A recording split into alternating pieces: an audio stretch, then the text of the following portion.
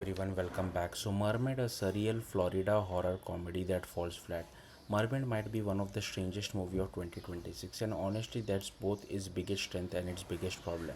At its core, the film is trying to be surreal, genre blending love letter to Florida, and it leans hard into that idea. We follow Doug, a classic Florida man type, a drug addicted loner spiraling through life with nothing really holding him together.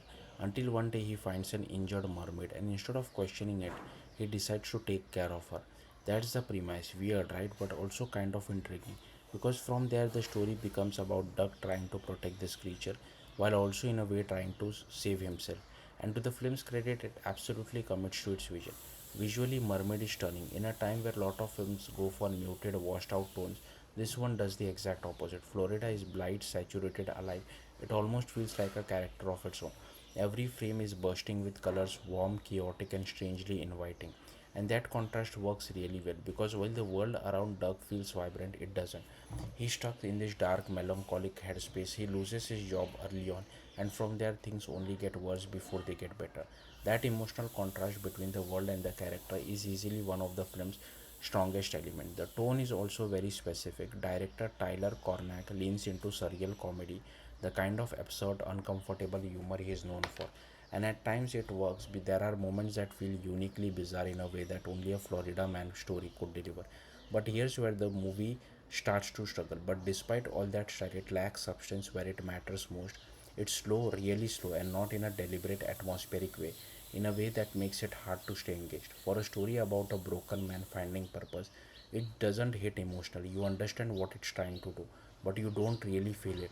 Johnny Pemberton does what he can with Doug.